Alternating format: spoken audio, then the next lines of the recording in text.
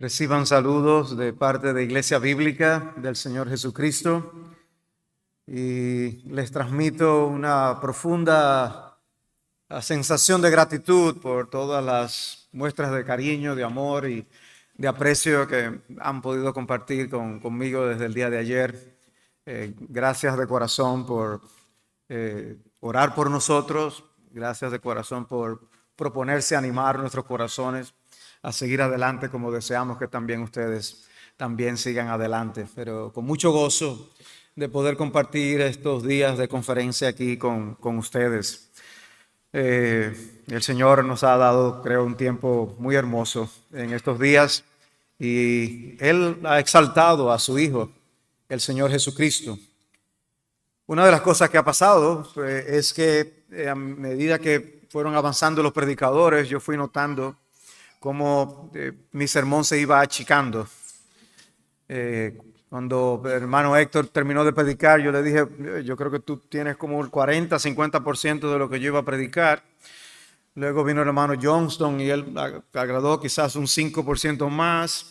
Después viene el hermano Rubén y él habla, veía que vas a citar ese versículo. Y aquel otro también, veía que es un 15% menos todavía. Y así ha sido a lo largo de los diferentes sermones. Y es evidente que el Señor quiere que nosotros podamos escuchar estas cosas acerca de nuestro bendito y glorioso Señor Jesucristo. Es que con ese sentido de privilegio de poder estudiar a la persona de Cristo, que les invito a que abran sus Biblias en Colosenses capítulo 1. Es un texto que ha sido mencionado en diversos mensajes desde ayer. Yo quisiera llamar la atención específicamente al versículo 18, pero quiero que leamos a partir del versículo 13. Colosenses 1, 13. Dice así la palabra del Señor. Porque Él nos libró del dominio de las tinieblas y nos trasladó al reino de su Hijo amado, en quien tenemos redención, el perdón de los pecados. Él es la imagen del Dios invisible, el primogénito de toda creación. Porque en Él fueron creadas todas las cosas, tanto en los cielos como en la tierra, visibles e invisibles, ya sean tronos o dominios o poderes o autoridades. Todo ha sido creado por medio de Él y para Él. Y Él es antes de todas las cosas, y en Él todas las cosas permanecen. Él es también la cabeza del cuerpo, que es la iglesia. Y Él es el principio, el primogénito de entre los muertos, a fin de que Él tenga en todo la primacía. Porque agradó al Padre que en Él habitara toda la plenitud, y por medio de Él reconciliar todas las cosas consigo, habiendo hecho la paz por medio de la sangre de su cruz, por medio de Él. Repito, ya sean las que están en la tierra o las que están en los cielos. Y aunque vosotros antes estabais alejados y erais de ánimo hostil, ocupados en malas obras, sin embargo, ahora Él os ha reconciliado en su cuerpo de carne, mediante su muerte, a fin de presentaros santos, sin mancha e irreprensibles delante de Él. Si en verdad permanecéis en la fe, bien cimentados y constantes, sin moveros de la esperanza del evangelio que habéis oído, que fue proclamado a toda la creación debajo del cielo, y del cual yo, Pablo, fui hecho ministro. En República Dominicana, del 1930 al 1961, nos gobernó un dictador. Rafael Leonidas Trujillo gobernó nuestro país con mano de hierro y especialmente en su última parte de gobierno. Él recibió cierta oposición que finalmente llevaron a su muerte y condujo a un cambio en nuestro país. Un letrero que era común ver en los hogares en aquellos días decía: en esta casa Trujillo es el jefe. En ocasiones, personas que no estaban de acuerdo con lo que estaba pasando, pues quitaban ese letrero, ese cuadro que tenían colgando en sus casas.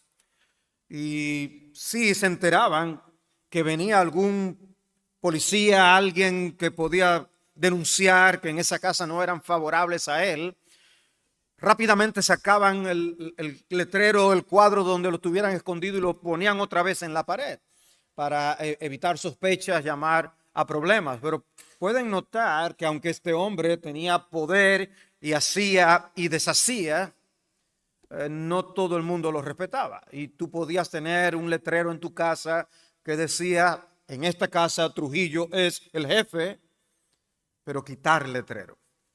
No era tu autoridad. Tú estabas dispuesto a quitar el letrero. Nosotros podemos preguntarnos, ¿y quién es realmente el jefe? ¿Quién podemos decir que es realmente quien manda? Bueno, yo quiero llevarles a la realidad que presenta Colosenses 1:18. Para que en todo Cristo tenga la preeminencia, para que en Cristo Él tenga la primacía, el primer lugar, que Él sea el jefe.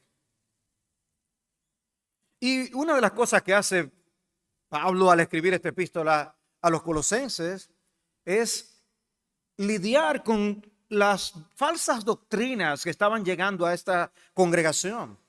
Y lo hace exaltando a Cristo. Exalta a Cristo para que menosprecien las falsas doctrinas que estaban entrando por sus puertas. Porque si tenemos a Cristo en su justo lugar, nosotros tenemos más facilidad para poder vencer a todas esas corrientes que puede haber a nuestro alrededor. Y una de las cosas que hace Pablo es recurrir a doctrinas profundas acerca de Cristo y de Dios y la Trinidad. Y en ese sentido, esta porción que nosotros leímos contiene declaraciones profundas para nosotros decir fue escrita a una iglesia. No estamos tomando la teología sistemática de un autor. Pablo está escribiendo a una congregación como las nuestras y usa de teología para llamarles a apreciar a Cristo. Él es la imagen del Dios invisible, el primogénito de toda creación, o como pone una nota, una Biblia en su nota, el primero en prioridad y en soberanía. Habla en ese contexto de tronos, dominios, poderes, autoridades que fueron creadas por medio de Él. Si Él es el que crea las autoridades, imaginen la autoridad que tiene Jesús. También dice en el versículo 18, Él es también la cabeza del cuerpo que es la iglesia. Lo cual nos lleva también a preguntarnos, ¿quién es el jefe en esta casa? Cristo es la cabeza de la iglesia, el líder de su iglesia. De manera que Pablo está argumentando diciendo Jesús es el número uno del universo. Y lleva a esta expresión a fin de que Él tenga en todo la primacía. La primacía en tu vida y la mía, la primacía en tu iglesia y la mía, la primacía en todo el universo en el que nosotros habitamos. Así que yo quisiera hablar acerca de la autoridad que tiene Jesucristo. ¿Qué tanta autoridad tiene Jesucristo? Sea que nosotros tengamos un letrero en nuestras casas que diga que Cristo es el jefe de esta casa o no. Cristo es el jefe. Cristo es el primero. Cristo es quien tiene toda la autoridad. Y esa autoridad la podemos ver con diversos aspectos. Y lo primero que quiero mostrar es Cristo con autoridad por ser Dios y creador. La autoridad de Jesucristo como Dios y creador. Y no me voy a detener mucho. Algunas cosas se han dicho acerca de Jesucristo como Dios ya en las charlas que hemos tenido anteriormente. Pero enfatizo esa declaración de Pablo aquí en este texto que presenta a Jesús como Dios, pero también Jesús como creador. Ese texto es muy rico acerca de la persona y la obra de Cristo. Él es la imagen del Dios invisible, el primogénito de toda creación. Esas expresiones nos llevan a admitir que Jesucristo es Dios. Y si Jesucristo es Dios, ¿quién tiene más autoridad? Si tú crees que Jesús es Dios, nadie tiene más autoridad sobre tu vida que Él. Porque agradó al Padre, dice el versículo 19, que en Él habitara toda la plenitud. Dice el versículo 9 del capítulo 2, porque toda la plenitud de la deidad reside corporalmente en Él. Yo y el Padre uno somos, Juan 10:30. Son declaraciones muy explícitas, muy claras. Y por eso el texto al que se ha hecho referencia, si ustedes me han visto a mí, han visto al Padre. Jesús es Dios. Pablo a Tito 2:13, aguardando la esperanza bienaventurada y la manifestación de la gloria de nuestro gran Dios y Salvador Cristo Jesús. Cristo es el supremo porque Él es Dios. Él es el Hijo de Dios. O sea que si debemos honra a Dios el Padre, debemos la misma honra a Dios el Hijo. Me gusta como Pablo lo dice en 1 Corintios 2:8. Se refiere a Jesús como el Señor de gloria o de la gloria. El Señor de la gloria. ¿Y qué pasaje puede quizás recordarnos? Ya se ha mencionado el texto de Éxodo 33 y 34, pero es interesante cómo Esteban, en su discurso en Hechos capítulo 7, cuando comienza el discurso dice: escuchadme, hermanos y padres, el Dios de gloria apareció a nuestro padre Abraham. ¿Y qué hace Esteban sino mostrar precisamente que Cristo es ese Señor de la gloria? De forma que esa expresión, que es la imagen del Dios invisible, habla de la absoluta soberanía de Jesucristo. También se ha hecho referencias a los primeros versículos del libro de Hebreos en el capítulo 1. Y luego de establecer que Él es nuestro profeta, el mensaje final, dice en el versículo 3, Él es el resplandor de su gloria y la expresión exacta de su naturaleza. Él es Dios. Y como Dios no hay nadie con más autoridad que Él. Pero permítanme ahora ampliar esto y decir que Jesús también tiene autoridad como creador. Jesús tiene autoridad como creador. Él es la imagen del Dios invisible, el primogénito de toda creación. Recuerden, es el primero en prioridad y soberanía. Y luego dice en el versículo 16, porque en Él fueron creadas todas las cosas, tanto en los cielos como en la tierra, visibles e invisibles, ya sean tronos o dominios o poderes o autoridades. Todo ha sido creado por medio de Él y para Él. Muy explícito, muchas expresiones que deben llamar nuestra atención. No solamente que hay un mundo visible, también hay un mundo invisible y dice Él es el creador. Él no es parte de la creación, Él hizo la creación.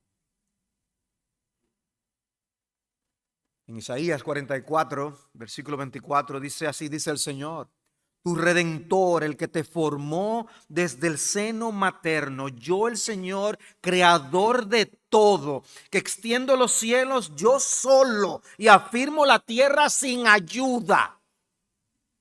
Pero Pablo dice en Colosenses que Jesús lo hizo. Yo solo.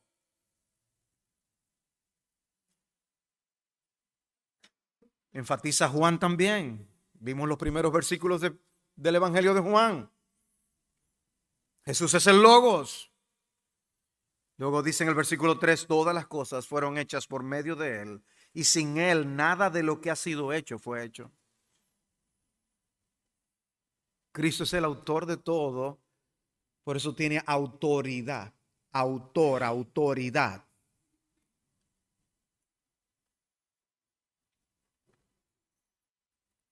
En estos últimos días nos ha hablado por su Hijo, a quien constituyó heredero de todas las cosas, por medio de quien hizo también el universo. Hebreos 1:2. Por medio de quien hizo el universo. Y sabemos que la Trinidad estuvo envuelta en la creación. Pero cómo estos textos enfatizan la obra de Cristo y la autoridad como creador que Él tiene sobre todas las cosas. Y el argumento de Hebreos es precisamente demostrar la superioridad de Jesús sobre todas las cosas. Y usa este tema de Él como creador. En ese capítulo, en el versículo 10, dice: y tú, Señor, en el principio pusiste los cimientos de la tierra, y los cielos son obra de tus manos. Ellos perecerán, pero tú permaneces, y todos ellos como una vestidura se envejecerán, y como un manto los enrollarás, como una vestidura serán mudados, pero tú eres el mismo, y tus años no tendrán fin. El hecho de Él ser creador añade una dimensión más a este aspecto de la autoridad que Él tiene sobre todas las cosas. Las hizo, es dueño de ellas y todo fue hecho para Él, incluyéndote a ti. Hermanos, es mucho menos deshonroso decir a un pintor que su obra de arte sobre ese gran lienzo realmente no la hizo él, sino que el óleo, cayendo de manera fortuita y con diferentes colores, con sus sombras y con sus luces durante un largo periodo de tiempo, eso se hizo, ese cuadro. Es más deshonroso decirle a Dios, a Cristo, que Él no hizo todas estas cosas, que decirle eso a una pintora o a un pintor. No, esto se hizo solo. Aquí llegamos por casualidad. Ahora la inteligencia artificial está muy en boga y nos sirve de ayuda de muchas maneras. Pues estudiando esto, yo le pregunté a la inteligencia artificial cuál era la probabilidad de lanzar las piezas de un rompecabezas de 500 piezas al aire y que cayera todo armado. En la pantalla apareció un letrero que decía pensando. Y una de las cosas que hizo fue evaluar, y me lo encontré interesante, que estaba explicando el proceso, evaluar el tema de la orientación de cada pieza. Porque una pieza puede caer en cualquier posición. No solo es que tiene que caer del lado correcto, sino también en la posición correcta. Y está analizando entonces eso aleatorio que puede ocurrir. Dice: estoy tratando, decía la pantalla, estoy tratando de descifrar el número posible de orientaciones para cada pieza. Puede rotar 360 grados, pero solo ciertas rotaciones específicas van a encajar. Pero cada pieza solo tiene imagen de un solo lado, por lo que hay un 50% yo estoy citando, hay un 50% de probabilidad de cualquiera de las dos caras. El movimiento de rotación de las piezas es continuo de 0 a 360 grados, por lo que la probabilidad de caer con el ángulo correcto es muy complicado, decía la inteligencia artificial. Conclusión, dice: la probabilidad es extremadamente pequeña, aproximadamente 1 sobre un número muy grande. Ni siquiera ponía un número.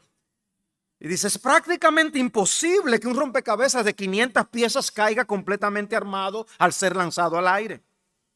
Las piezas tienen que caer todas juntas, no pueden caer separadas. La probabilidad de caer solo de forma continua una pieza al lado de la otra, sin que sean necesariamente las correctas, es prácticamente 0. Las probabilidades son tan escasas que esencialmente es imposible. Y eso fue solo con un rompecabezas de 500 piezas. Mis amados, decir que este universo se hizo solo es muchísimo, muchísimo, muchísimo más improbable aún.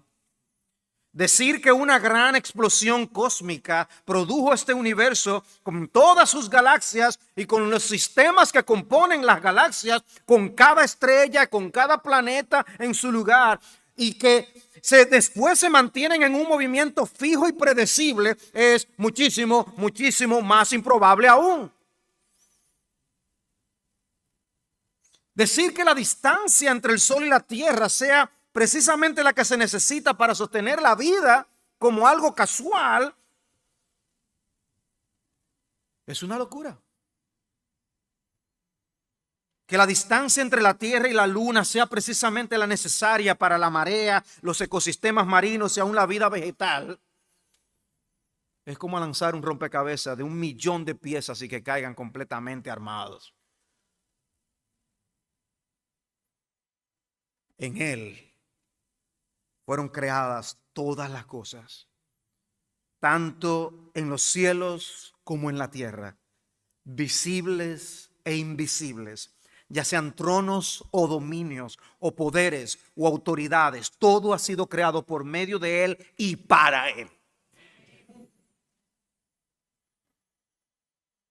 Entonces, ¿qué implicación tiene que Jesucristo sea el creador? Bueno, que con su autoridad Él hizo las cosas como Él quiso. Hizo las que Él quiso, aún sabiendo todas las que pudo haber hecho y no hizo. Para añadir un elemento de complicación. Él tiene autoridad sobre esas cosas que Él hizo. En Isaías 29:15 dice: ay de los que van muy hondo para esconder sus planes al Señor y realizan sus obras en tinieblas y dicen: ¿quién nos ve? ¿O quién nos reconoce? ¡Qué equivocación la vuestra! ¿Es acaso el alfarero como el barro para que lo que está hecho diga a su hacedor: él no me hizo?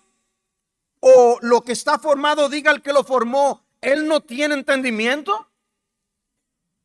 ¿Ven lo que está diciendo el profeta del Señor aquí a través del profeta Isaías? ¿Puede ser posible que nosotros podamos escondernos de Dios? ¿Es acaso eso realizable? Dice: no, es una locura. ¿Acaso es el alfarero como el barro? No, Dios es santo. Es otro. Con autoridad y con poder. Dice: ¿cómo puedes el barro decir al alfarero: tú no me hiciste, güey? Y por eso ahora tú puedes vivir como tú deseas, porque Él no te hizo Dios. Tú viniste de la nada. Y la gente prefiere decir que son familias de los monos. Eso permite hacer muchas cosas. Y es el mismo argumento de Pablo en Romanos capítulo 9, versículo 20. Al contrario, ¿quién eres tú, oh hombre, que le contestas a Dios? ¿Dirá acaso el objeto modelado al que lo modela: ¿por qué me hiciste así? ¿O no tiene el alfarero derecho sobre el barro de hacer de la misma masa un vaso para uso honroso y otro para uso deshonroso? Hermanos, nadie tiene derecho a cuestionar a Dios por cómo hizo las cosas. Porque Él tiene toda la autoridad de hacerlas exactamente como las hizo.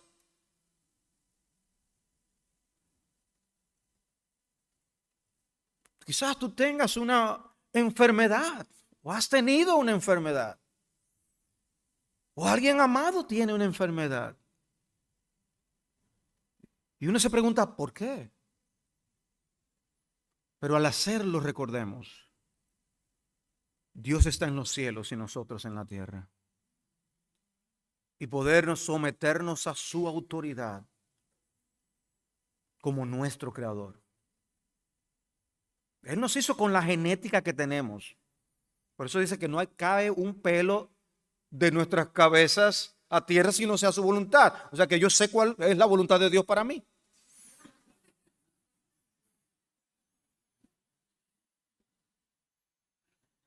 pero es la misma voluntad de Dios para todos los aspectos de nuestras vidas. Él tiene control de todo. ¿Por qué tienes el trabajo? ¿Por qué perdiste el trabajo? ¿Por qué tuviste que mudarte? ¿Por qué aquel familiar te hizo lo que hizo? Estamos en las manos de Dios. Pero ese Dios es nuestro Salvador.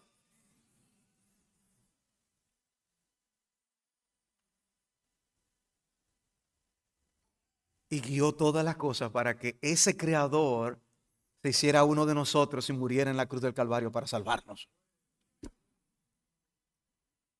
Sí, gloria a Dios. Hermanos, esto significa que Dios es el dueño de todas las cosas. Cristo es el dueño de todas las cosas. Del Señor es la tierra y todo lo que hay en ella, el mundo y los que en él habitan. Salmo 24:1. Su derecho sobre su creación es absoluto. Y hermanos, ese es el argumento principal que nosotros podemos ver en el libro de Job. Un libro que plantea tanta perplejidad. Podemos imaginarnos la cantidad de preguntas que pasaron por la cabeza de Job. Este hombre declarado por Dios mismo como un hombre justo y que vivió todo eso que vivió. Y uno pregunta, ¿y por qué? En el capítulo 9, Job dice en el versículo 5, Él es el que remueve los montes y estos no saben cómo, cuándo los vuelca en su furor. El que sacude la tierra de su lugar y sus columnas tiemblan. El que manda al sol que no brille y pone sello a las estrellas. El que solo extiende los cielos solo y holla las olas del mar. El que hace la Osa, el Orión y las Pléyades y las cámaras del sur. El que hace grandes cosas inescrutables y maravillas sin número. Job reconocía la autoridad de Dios sobre toda la creación. Y aún como menciona aquí esto de las constelaciones, las estrellas, el absoluto dominio de Jesucristo. Pero Job está en sufrimiento. Job perdió su salud, sus hijos, sus posesiones. ¿Cómo enfrentamos algo así? Quizás nosotros vemos a alguien que experimenta estas cosas que vivió Job. Y quizás nosotros lo que hacemos es acercarnos y decir, bueno, qué bueno que tenemos a Dios, vamos a acogernos a Él, mira al cielo, vamos a esperar en Dios.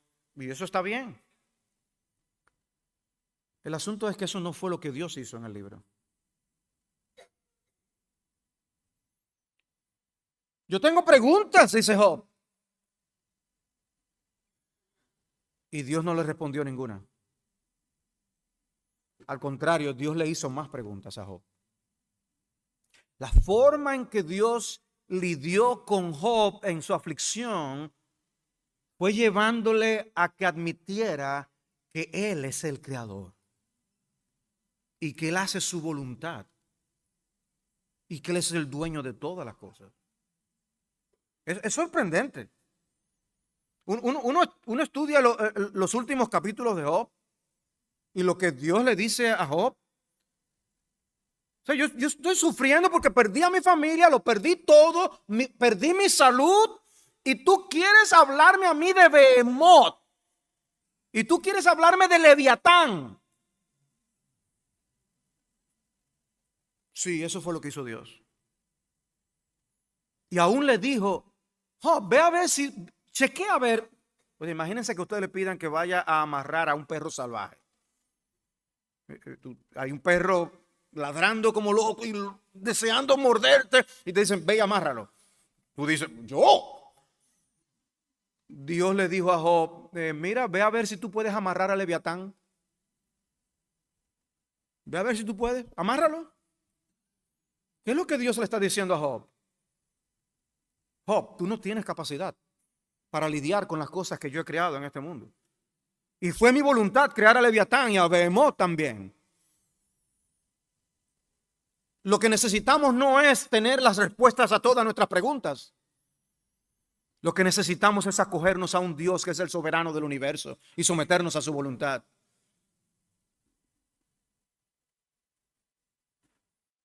En el capítulo 41, ¿quién me ha dado algo para que yo se lo restituya? Cuanto existe debajo de todo el cielo es mío, le dijo Dios a Job. Y luego en el capítulo 42 sabemos lo que pasó. Dice en el versículo 2, yo sé que tú puedes hacer todas las cosas y que ningún propósito tuyo puede ser estorbado. ¿Quién tiene autoridad? Jesús tiene autoridad. Dios tiene autoridad. Y tú puedes hacer lo que tú quieras. Hermanos, ¿de qué nos vale pelear contra Jesucristo? Cuando Él es el creador de todas las cosas. ¿De qué te vale? ¿De cómo te beneficia pelear contra Jesucristo? Aunque tú no veas, te veas a ti mismo como que lo que te está aconteciendo no te conviene, nos conviene mantenernos confiando en nuestro Dios. Ahora, miren la forma tan interesante del diálogo que presenta Job 42. Él dice, yo sé que tú puedes hacer todas las cosas, Señor. Yo no te puedo cuestionar. Haz lo que quieras. Pero luego en el versículo 3, él hace la pregunta, ¿quién es este que oculta el consejo sin entendimiento? ¿A quién está citando? A Dios. En su reflexión, él cita a Dios y lo que Dios le había dicho. Entonces él confiesa, por tanto, he declarado lo que no comprendía, cosas demasiado maravillosas para mí que yo no sabía. Ahora vuelve y cita a Dios otra vez. Escucha ahora y hablaré, te preguntaré y tú me instruirás. ¿Tú crees que tú sabes, Job? Yo te voy a hacer preguntas. Instrúyeme, Job, instrúyeme. El triste momento cuando tú y yo nos colocamos como instructores de Dios. Yo te voy a preguntar, explícame. En lugar de respondernos, Dios nos da un examen de 100 preguntas. Responde tú. Y luego Él dice, he sabido de ti solo de oídas, pero ahora mis ojos te ven. Por eso me retracto y me arrepiento en polvo y ceniza.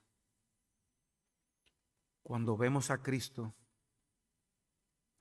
en su justa dimensión, si Dios nos concede la misericordia de ver a Dios, ver a Jesucristo en su verdadero tamaño, no fuéramos tan necios, tan arrogantes, tan impacientes, tan egoístas.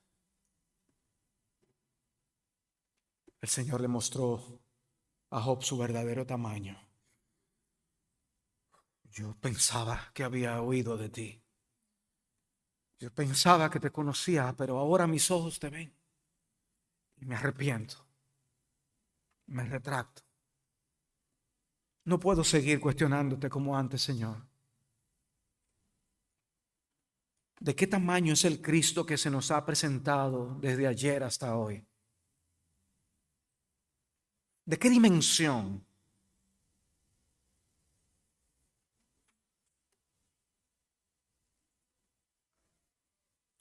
Es común en estos días que, por lo menos en República Dominicana se usa, y lo veo mencionado en otros ambientes, en el mundo de los deportes quieren identificar quién es el GOAT, el más grande de los deportistas, en el béisbol, en el fútbol, en el baloncesto. ¿Quién es el más grande? ¿Quién ha sido el más grande?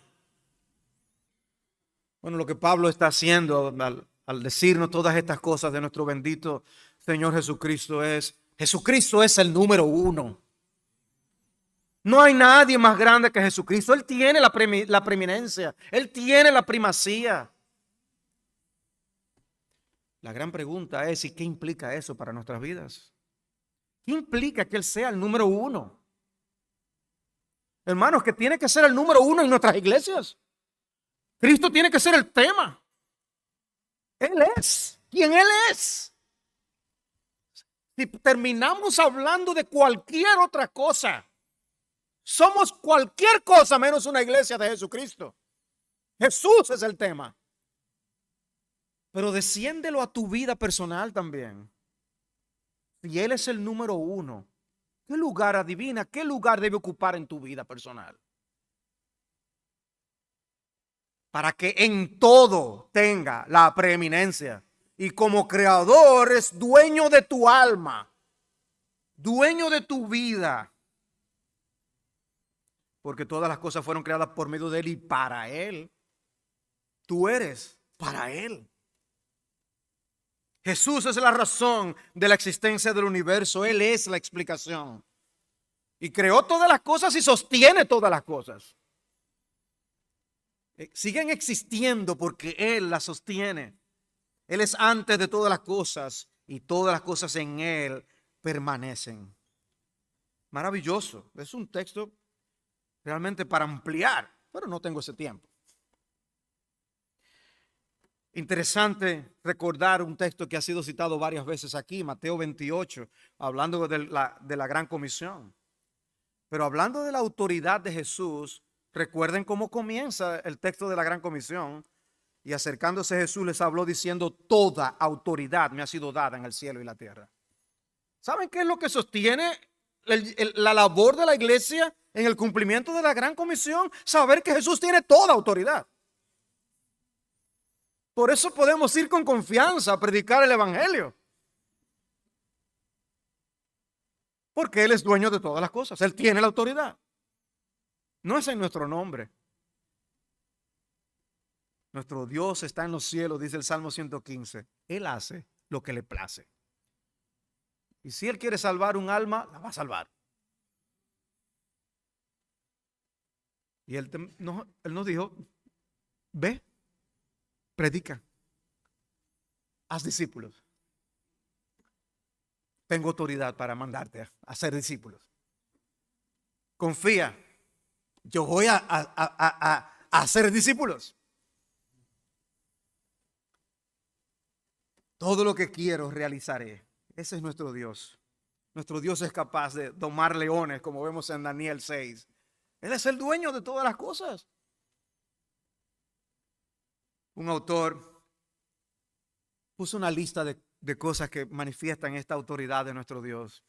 Dice: Él es supremo sobre todo en todos los sentidos, sobre las galaxias y los confines infinitos del espacio, sobre la tierra, desde la cima del monte Everest a casi 9 kilómetros de altura hasta el fondo del océano Pacífico, a casi 11 kilómetros de profundidad en la fosa de las Marianas. Él es supremo sobre todas las plantas y animales, desde la pacífica ballena azul hasta los microscópicos virus asesinos, sobre todo el clima y los movimientos de la tierra, huracanes, tornados, monzones, terremotos, avalanchas, inundaciones, nieve, lluvia, deshielos, sobre todos los procesos químicos que curan y destruyen el cáncer, el SIDA, la malaria, la gripe y todos los mecanismos de los antibióticos y miles de medicamentos curativos. Él es supremo sobre todos los países y todos los gobiernos y todos los ejércitos, sobre Al Qaeda y todos los terroristas y secuestros y atentados suicidas y decapitaciones, sobre Bin Laden y al-Zarqawi, sobre todas las amenazas nucleares de Irán o Rusia o Corea del Norte. Él es supremo sobre toda la política y las elecciones. Muy consolador eso. Sobre todos los medios de comunicación y noticias, entretenimiento y deportes y ocio. Y sobre toda la educación y universidades y becas y ciencia e investigación. Y sobre todos los negocios y finanzas e industria y manufacturera y transporte. Y sobre todo el internet y los sistemas de información. Como dijo Abraham Kuyper, no hay un centímetro cuadrado en el planeta Tierra donde Jesucristo no diga mío. Eres suyo. Actúas como si realmente fuera suyo. Oh, amados hermanos, debemos colgar el letrero, pero vivir según ese letrero. En esta casa, Cristo es el jefe.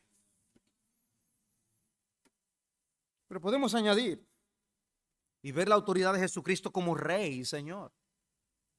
La autoridad de Jesucristo como Rey, Señor. Ya el haber dicho que Él es el Creador le hace Señor de nuestras vidas, pero la palabra es explícita. El mismo texto que leímos en Colosenses 1:13 habla de su reino, y ya se nos ha hablado del reino de Cristo. Dice, porque Él nos libró del dominio de las tinieblas y nos trasladó al reino de su Hijo amado. Es un reino. Además, vimos cómo Él es creador de todas las autoridades, tronos, dominios, poderes. Él está por encima. Y si Él crea los poderes, entonces Él mismo tiene autoridad sobre los poderes. Y por eso en Apocalipsis encontramos esa conocida expresión, Rey de reyes y Señor de señores. Sí, hay reyes y hay señores, pero Él es el Rey de los reyes y el Señor de los señores.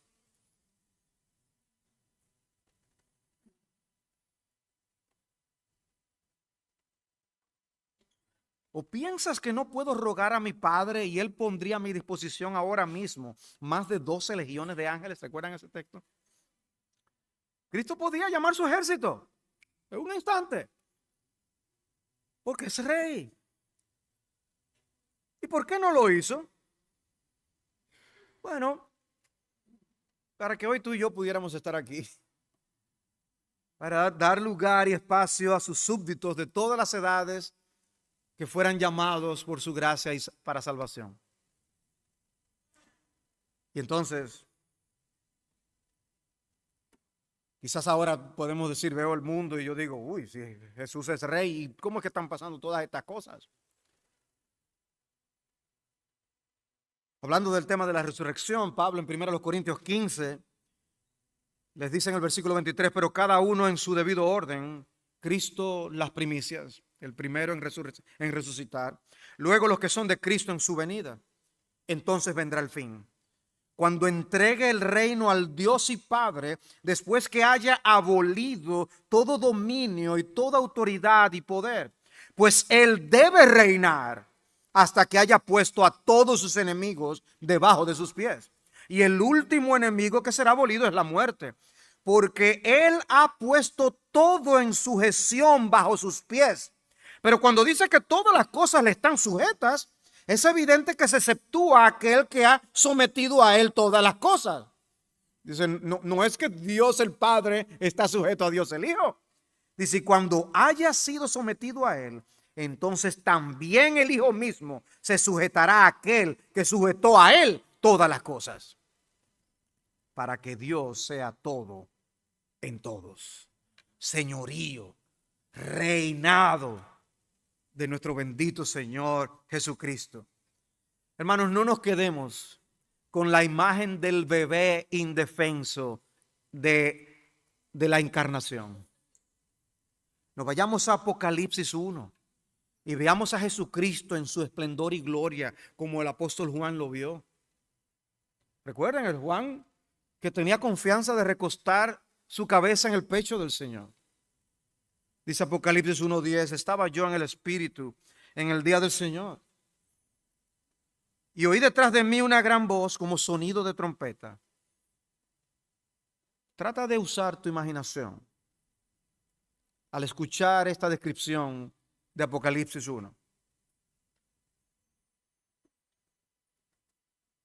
Oí una voz como de trompeta que decía, escribe en un libro lo que ves y envíalo a las 7 iglesias, a Éfeso, Esmirna, etcétera. Dice, y me volví para ver de quién era la voz que hablaba conmigo.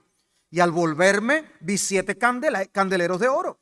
En medio de los candeleros vi a uno semejante al Hijo del Hombre, vestido con una túnica que le llegaba hasta los pies y ceñido por el pecho con un cinto de oro. Su cabeza y sus cabellos eran blancos, como blanca lana, como nieve. Sus ojos eran como llama de fuego. Sus pies semejantes al bronce bruñido, cuando se le ha hecho refulgir en el horno. Y su voz como el ruido de muchas aguas. En su mano derecha tenía 7 estrellas y de su boca salía una aguda espada de 2 filos. Su rostro era como el sol cuando brilla con toda su fuerza. Cuando lo vi, le dije, oh Señor. Eso fue lo que dijo Juan. Tengo un familiar que una vez se topó con Bill Gates en un elevador. Él trabajaba para Microsoft. Pero imagínense, ¿qué probabilidad tú tienes que te vas a encontrar con Bill Gates? Pero cuando vio que se encontró con el mismo elevador, con Bill Gates, lo que le dijo, oh Bill, sorprendido, como, oh Bill, como si fueran amigos, nunca se habían visto. Así hay personas que dicen que Cristo se le apareció y cuentan sus historias. ¿Y cómo era el Señor? Era así, así. ¿Y qué te dijo? Me dijo esto y yo le dije esto. Cuando yo oigo eso, yo digo, eso no encaja con Apocalipsis 1. Juan, el apóstol amado del Señor, dice, cuando lo vi, caí como muerto a sus pies. Y él puso su mano derecha sobre mí diciendo, no temas, porque él tenía miedo. Yo soy el primero y el último, el que vive y estuve muerto, y aquí estoy vivo por los siglos de los siglos, y tengo las llaves de la muerte y del Hades. Escribe pues las cosas que has visto, y las que son, y las que han de suceder después de estas cosas. Y yo me pregunto, ¿por qué Apocalipsis comienza con esa imagen? ¿Qué quiere el Espíritu Santo que tú y yo nos llevemos de la lectura de Apocalipsis capítulo 1? Hermanos, que nosotros necesitamos ser recordados de la absoluta soberanía de nuestro Señor Jesucristo sobre todas las cosas. El libro va a seguir hablando de las vicisitudes que el pueblo de Dios va a experimentar, la persecución. Pero nosotros necesitamos saber que Cristo viene y vendrá a reinar y aplastará a sus enemigos y que nosotros reinaremos con Él. Necesitamos recordarlo. Y ese es nuestro Cristo victorioso. Sí, tú y yo a veces nos relacionamos con Jesús como esas personas que lo ven y le hablan de una manera trivial. Porque no estamos viendo a Jesús en la dimensión de su gloria y de su poder y de su autoridad, como Él quiere que lo veamos. Porque eso hace toda la diferencia. ¿Sabes por qué tú y yo caemos en tentación muchas veces? Porque estamos sirviendo a un Cristo pequeño. Porque estamos sirviendo a un Cristo débil. Porque estamos sirviendo a un Cristo de nuestro tamaño. Y sí, Él es hombre. Y se identifica con su pueblo como vimos en su gran sacerdocio. Pero Jesucristo es Rey y Señor y tiene toda autoridad.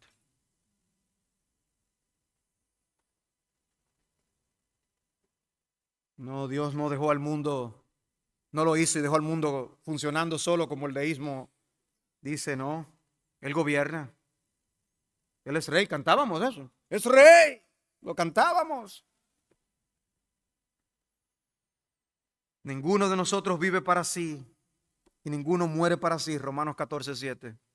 Pues si vivimos para el Señor, vivimos. Y si morimos para el Señor, morimos. Por tanto, ya sea que vivamos o que muramos, el Señor somos. Porque para esto Cristo murió y resucitó, para ser Señor, tanto de los muertos como de los vivos.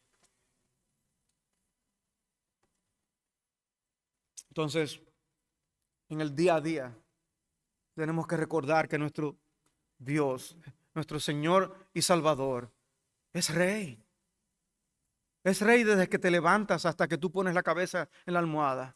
Y cuando estás durmiendo inconsciente, Él te cuida y te sostiene porque Él es el Rey de todas las cosas.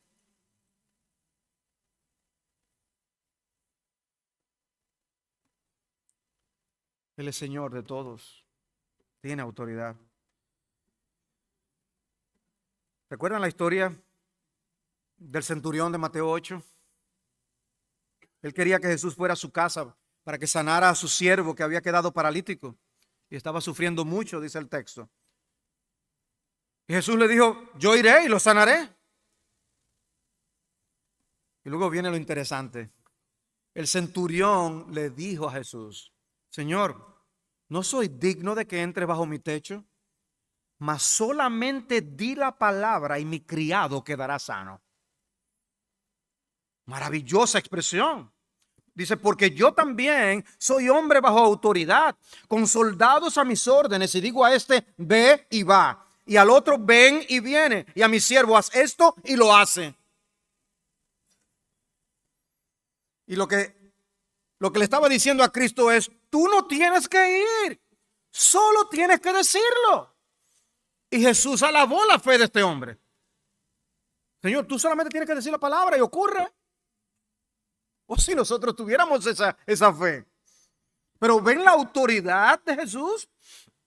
Dice, vete, así como tú has creído, te sea hecho. Y el criado fue sanado en esa misma hora. ¡Qué autoridad! Por eso vemos a Jesús haciendo los milagros que hace y dando vida aún a los muertos. En ese mismo capítulo Jesús sanó a la suegra de Pedro de la fiebre que tenía, calmó el mar en tempestad, sanó al endemoniado gadareno. Y aún los demonios reconocían la autoridad de Jesucristo. Si vas a echarnos fuera, mándanos a la piara de cerdos. Como tú tienes autoridad, si tú no vas a echar fuera, por favor que sea tal sitio. Jesús es Señor, tiene autoridad sobre todos. ¿Saben qué ocurre en nuestras vidas cuando Jesús viene y nos salva? Bueno, lo que ocurre es que nos rendimos al señorío de Jesús. Le decimos, Señor, yo te confío mi vida en tus manos. Eso es fe. En mejores manos no puedo estar, Señor. Cuando tú crees en Cristo, tú estás diciendo, no son esas buenas obras de las que oímos en la hora anterior. Yo no confío en nada obrado en mí. Yo confío en que tú tienes poder para llevarme a la gloria. Eso es lo que ocurre cuando nos convertimos. Reconocemos la autoridad que Él tiene y decimos, yo confío en que tú vas a tomar mi vida y lo vas a usar para tu gloria. Eso es fe. Que si confiesas con tu boca a Jesús por Señor y crees en tu corazón que Dios le resucitó de entre los muertos, serás salvo. Ya no eres tú quien mandas. El pecador arrepentido le ha dicho a Cristo, guía mi vida conforme a tu palabra. Sin embargo, sabemos muchas veces cómo caemos en contradicciones. El impetuoso Pedro, conocemos su prontitud al hablar. Y fue quien hizo la gran declaración, tú eres el Hijo del Dios viviente. Pero no pasó un instante cuando este hombre cuestionó el señorío de Jesús. Jesús le explica cómo él debía ir a Jerusalén y sufrir de muchas cosas de los ancianos y de los principales sacerdotes en Mateo 16. Y dice que Pedro, tomando a Cristo aparte, comenzó a reprenderle y le dijo, no lo permita Dios, Señor, eso nunca te acontecerá. Pero oigan, él citó la palabra Señor. Señor, que eso no lo permita el Señor.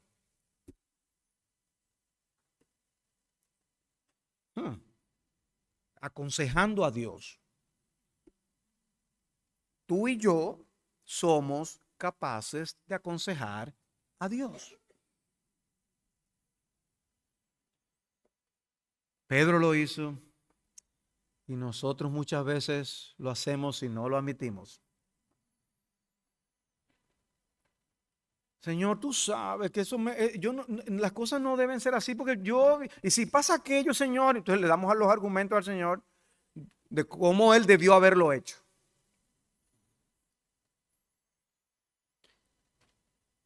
Después más adelante en Lucas 22, Cristo le dice a Pedro, Simón, Simón, mira que Satanás os ha reclamado para zarandearos como a trigo, pero yo he rogado por ti para que tu fe no falle. Y tú, una vez que hayas regresado, fortalece a tus hermanos. Ahora, imagínate que fuera a ti que te dijeran eso. Que a ti te dijeran, óyeme, Satanás me pidió que te entregara para él zarandearte, ¿cómo debería ser nuestra reacción? Uy, Señor, no, dile que no. Eso sería como lo más lógico, ¿no? Pero extrañamente no fue lo que Pedro dijo, ni el Señor tampoco hizo que Satanás no lo hiciera. Interesante. Cristo dejó que Satanás lo hiciera. Era parte de su trabajo con Pedro. Pero lo grande es la reacción de Pedro. Y Pedro le dijo, Señor, otra vez usó la palabra Señor, estoy dispuesto a ir contigo tanto a la cárcel como a la muerte. Él está dispuesto a contradecir a Jesús, al Señor. Pero Jesús le dijo, te digo, Pedro, que el gallo no cantará hoy hasta que tú hayas negado 3 veces que me conoces. Era para temblar. Pedro se llegó a sentir en la libertad de contradecir a Jesús, el Señor. Y pensarán, bueno, quizás cuando llegue Pentecostés, Pedro se arregla. Desciende el Espíritu Santo, un nuevo Pedro, y ya lo vamos a ver más controladito y hablando mejor. Pero cuando llegamos a Hechos 10, y oyó una voz que decía, levántate Pedro, mata y come.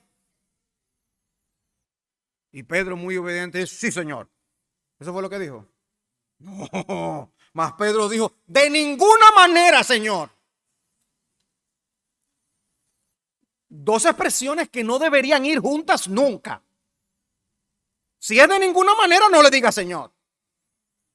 Uno está acostumbrado a ver a los militares. No, sí Señor, sí Señor. Bueno, si eres el Señor, es para hacer lo que Él dice. No, de ninguna manera, Señor. Oh, cuántas veces nosotros actuamos como Pedro. ¿Quién es el jefe? ¿Quién tiene autoridad? Oh, Jesús tiene autoridad. Yo estoy seguro que si damos un examen por escrito aquí a todos, las respuestas van a ser correctas. El problema es cuando llega la hora de la verdad. Ok, ¿cuál es el problema? Vienen a mi oficina. Mi esposo y esposa. No, que él, no, que ella. No, pero lo que la palabra de Dios enseña es que tú tienes que hacer esto y lo que tú tienes. Sí, pastor, pero que usted no conoce con qué hombre que yo estoy casado.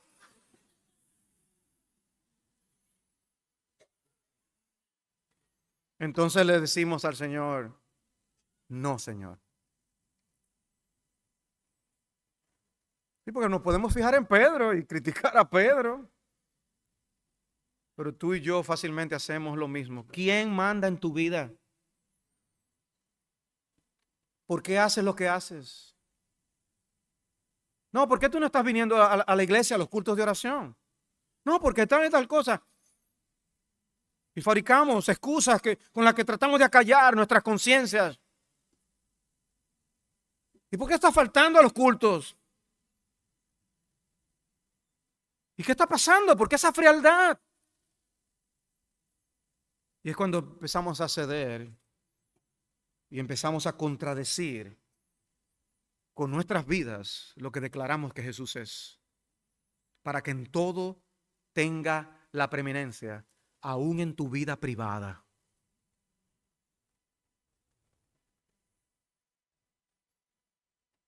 ¿Por qué me llamáis Señor, Señor, y no hacéis lo que yo digo?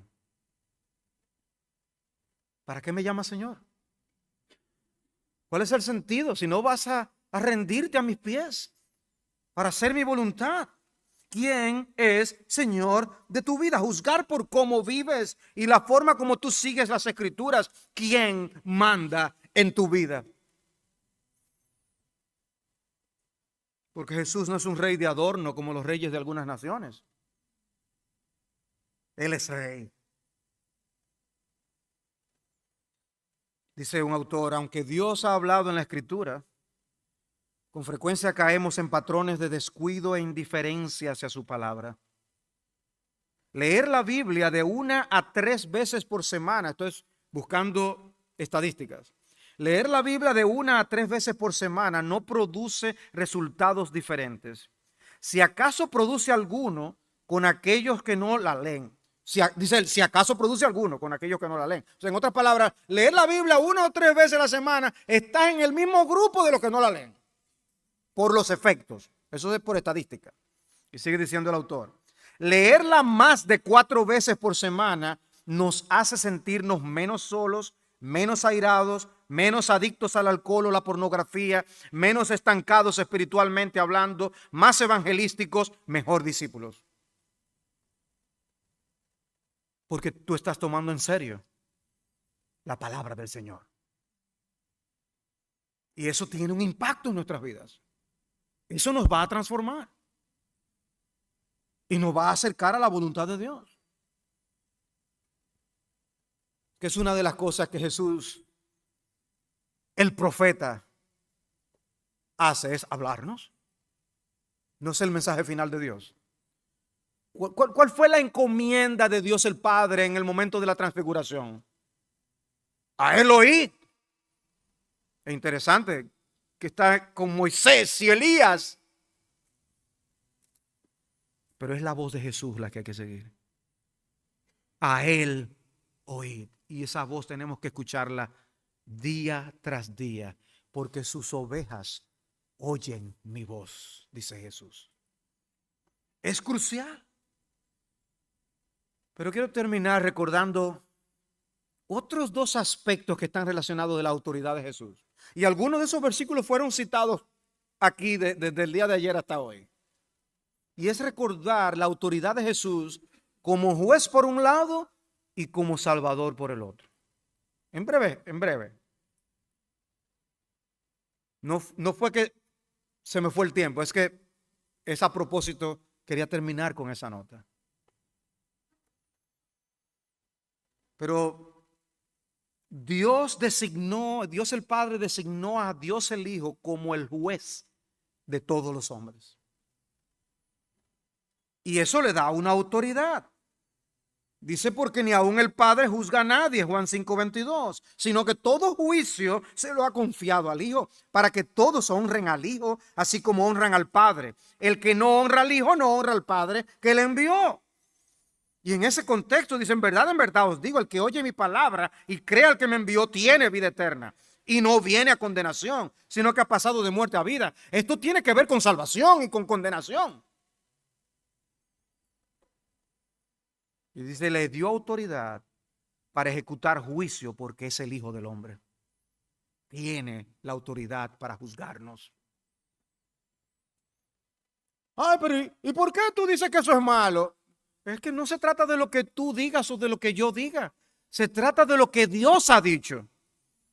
Y si Dios dice que esto es malo, es malo. Y si Dios nos pide que hagamos esto, es porque eso es lo que debemos hacer. Y por eso seremos juzgados según su estándar, no el nuestro. Entonces no es un asunto de agradarnos a nosotros o de que tú te quieras sentir bien. Es de tú ponerte de acuerdo con aquel que será tu juez. Ponte de acuerdo con aquel que será tu juez. Él ha sido designado para ser juez como de los vivos y de los muertos. Hechos 10:42. Nunca podrás deshacerte de Jesús. O experimentas su salvación o lo verás cara a cara como tu juez. No habrá un solo individuo en todo el universo que haya vivido, que esté vivo o que vivirá, que no termine reconociendo el señorío supremo absoluto de Jesucristo. Que es lo que enseña Filipenses capítulo 2 en los versículos 9 al 11, hasta que toda lengua confiese que Jesucristo es Señor para gloria de Dios Padre. O sea que ese día viene en el que todos serán juzgados. Tu destino está en sus manos. Más te vale que te pongas de acuerdo con Él, porque Él tiene autoridad para juzgar. Pero hay una buena noticia. Y es que Él también tiene autoridad para salvar. En el texto que leímos en Colosenses 1, habla de de quien nos libró del dominio de las tinieblas y nos trasladó al reino de su amado Hijo, en quien tenemos redención, el perdón de los pecados. Ese Jesús puede perdonar tus pecados. ¿Recuerdan aquel milagro de Marcos capítulo 2? Cuando Jesús dijo, tus pecados te sean perdonados. Y la gente dijo, ¿y quién es este que puede perdonar pecados? Bueno, él dijo, ¿qué es más fácil? ¿Decir al paralítico, tus pecados te son perdonados? ¿O decirle, levántate, toma tu camilla y anda? Pues, para que sepáis que el Hijo del Hombre tiene autoridad en la tierra para perdonar pecados, le dijo al paralítico, a ti te digo, levántate, toma tu camilla y vete a tu casa. Entonces todos estaban asombrados, glorificando a Dios. Cristo tiene autoridad para perdonar pecados. Por eso esos pontífices máximos, esos pontífices usurpan el rol de Jesús.